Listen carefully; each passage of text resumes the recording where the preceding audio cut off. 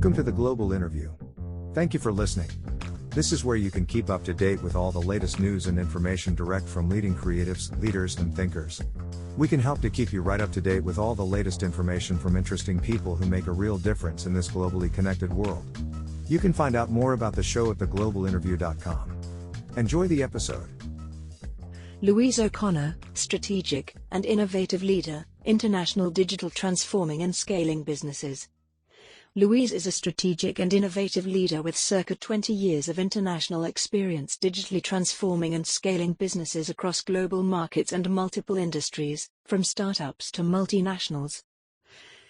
Born in Ireland, Louise has lived and worked in 10 countries, traveled to over 60, speaks 6 languages, sits on the board of Irish International Business Network, IIBN, and is a mentor for Enterprise Ireland, helping companies look for investment and to scale. Passionate about technology, education, diversity, people, and making a difference, Louise loves turning ideas into business reality to disrupt and transform industries and societies. Have confidence and belief in yourself. When things are tough, don't give up, just find a different way or path. Be kind, help others, build your network of human connections and surround yourself with positive people. Who do you most admire in business? I admire certain traits of many business leaders rather than specific individuals, those who operate with integrity, think big picture, and challenge the status quo, are not afraid to surround themselves with others smarter than them, embrace technology and change, know how to bring others on the journey, believe in making a difference. These for me are true leadership qualities and traits. If I had to name one business leader who encompasses the majority of these traits, it would be Warren Buffett. From what I've read and heard, he's an inspiring individual. What companies or brands do you like? Or do you think are getting IT right? Companies and brands I admire are those that challenge the status quo, such as Airbnb, Netflix, Spotify, Uber, Amazon, Google, Microsoft, and Apple. While I may not agree with some of their founders' methods, tactics or values, I have to admire the fact that they have disrupted their industries and transformed how millions of people purchase goods, communicate, research, work, travel and live. I also admire and respect entrepreneurs, particularly social entrepreneurs. They are the future and understand that while revenue and business success are important, both can be achieved whilst making a difference to society, people's lives and the world in which we live. What is the best advice you have ever received? Listen to understand rather than to respond. What people don't say is equally important to understand what they actually mean. Many companies I've worked with didn't know they needed to change. They just wanted to grow and scale. In my experience, if a company isn't growing, then there's a reason. This needs to be identified and solved in order to move forward, so listening and asking questions is vital to ensuring success. The second piece of advice is to bring people on the journey. Many people don't like embracing change. If you don't have buy-in across an organization or business, change, especially in digital transformation, simply won't work. It's one of the key reasons why over 70% of digital transformation initiatives fail. Listening and communication are vital ingredients for any business strategy to succeed, and even more so during times of change and transformation.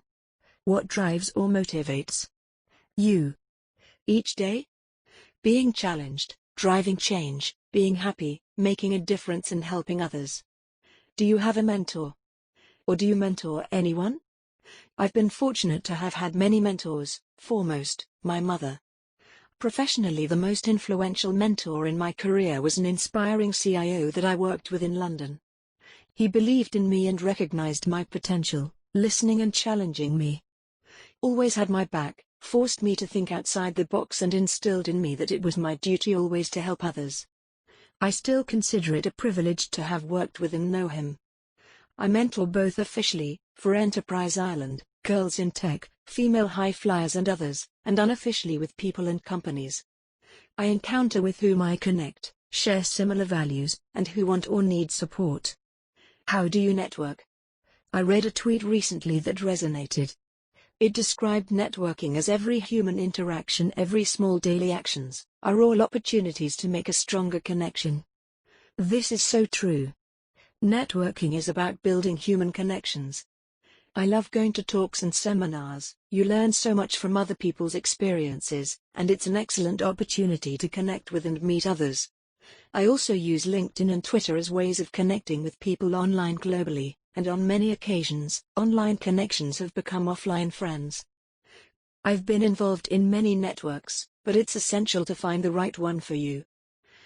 I joined the board of the Irish International Business Network, IIBN, because from day one, I felt included and that I'd found a group of people who shared similar values as my own, and who believe in paying it forward. They're also internationally diverse, both in mindset and physical locations, which is important to me. How did you get into this line of work, and what advice would you have for someone looking to get into the same line of work? I believe what brought me to this line of work was a combination of timing, experiences, decisions, encounters, people, grit, resilience, curiosity, determination, and a lot of serendipity, for which I am so grateful. Digital didn't exist when I was making decisions about my career. I was training to be a pianist, got accepted to Trinity, but an error on a form led me to take a different offer. I mention this only because one tiny detail can change the course of your life. In my case, that detail led me to the world of digital transformation and scaling companies. When I started in my professional career, digital technologies were only emerging, and the onset of disruption commencing. I was fortunate to have witnessed, and to have been part of the changes these technologies would have on industries and businesses globally. Also, what was required to adapt. Despite now living in a digital era, there are still tens of thousands of companies struggling to understand and implement the necessary changes and technologies. However, technology on its own is not the disruptor. In my opinion, digital technologies simply provide possibilities for transformation and growth. It takes the right reason, strategy, people, and leadership to make it happen. Digital transformation is simply a business strategy to drive growth, innovation, value creation, and cost reduction through the use of digital means and technology. What valuable lessons have you learned so far that you could share with our audience? I've learned the importance of knowing your own values and not compromising them for anyone, especially not for a job or company. To stay curious and challenge how things could be done differently. Never stop reading and learning. Grab opportunities and worry about how to do them later. Have confidence and belief in yourself. When things are tough, don't give up, just find a different way or path. Be kind, help others, build your network of human connections, and surround yourself with positive people. You'll lift each other during tough times and laugh the rest of the time. What do you wish you had known when you started out? It's okay not to know precisely what you want to do or be in life. That you can start anywhere, find your passion, build your own unique skill set, and then find people who appreciate you. What's the most common reason for people failing or giving up? This is quite personal to each individual, but some common reasons I've observed would be not believing in themselves, not having the right people and support network around them, not reaching out and asking for help. What are you most proud of in your life? Being able to help others. How do you define success? Being happy. What do you think your unique skills is that has helped you become successful? I would consider it to be a combination of resilience, perseverance, empathy, integrity, ambition, curiosity, helping others, and trying to make a difference. Where's your favorite place? Rome. I visited as a teenager and then spent a few years there while working for the United Nations. It's my city. When I need headspace or a time out, I book a flight and Airbnb in my favorite Piazza Navona, and spend hours and days roaming the city and soaking up its energy and beauty. What is your hobby? I love reading, traveling, and walking. The more I travel, learn, and experience, the more free and creative my mind becomes, which drives different ways of applying knowledge and ideas to everything. What are you not very good at? Functioning, when I'm cold. Which words do you overuse? I'm cold. I blame the fact that I spent the first 2 years of my life in Africa and have never been warm since. Your social media platform of choice? LinkedIn and Twitter. I spend hours reading, learning and connecting with people, both personally and professionally. When are you happiest? Surrounded by family and friends, in the sun, by water, traveling. Your favorite quote? People will forget what you said, people will forget what you did, but people will never forget how you made them feel. Maya Angelou. I adore this quote and reference it all the time. A positive phrase you like to share with people. Everything happens for a reason. I truly believe this.